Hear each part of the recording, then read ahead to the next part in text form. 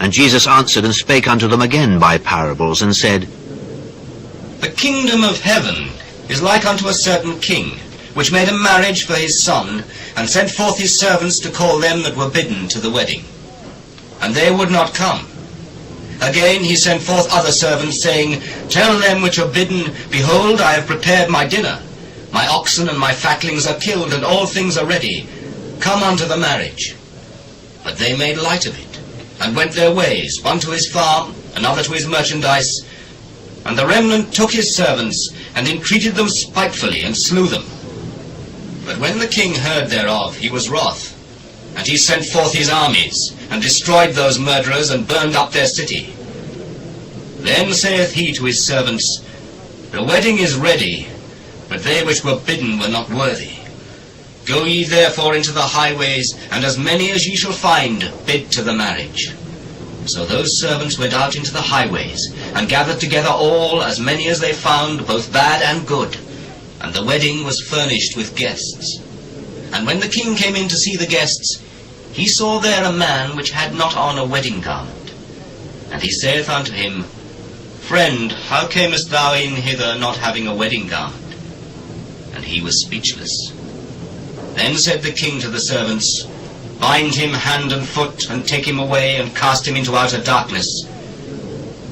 There shall be weeping and gnashing of teeth. For many are called, but few are chosen. Then went the Pharisees, and took counsel how they might entangle him in his talk. And they sent out unto him their disciples with the Herodians, saying, Master, we know that thou art true, and teachest the way of God in truth. Neither carest thou for any man, for thou regardest not the person of men. Tell us therefore, what thinkest thou? Is it lawful to give tribute unto Caesar, or not? But Jesus perceived their wickedness, and said, Why tempt ye me, ye hypocrites? Show me the tribute money. And they brought him a penny. And he saith unto them, Whose is this image and superscription? Caesar's. Render therefore unto Caesar the things which are Caesar's, and unto God the things that are God's. When they heard these words, they marveled, and left him, and went their way. The same day came to him the Sadducees, which say that there is no resurrection, and asked him, saying, Master, Moses said, If a man die having no children, his brother shall marry his wife, and raise up seed unto his brother. Now there were with us 7 brethren, and the first, when he had married a wife, deceased, and having no issue, left his wife unto his brother. Likewise the second also, and the third unto the 7th. And last of all the woman died also. Therefore, in the resurrection, whose wife shall she be of the 7?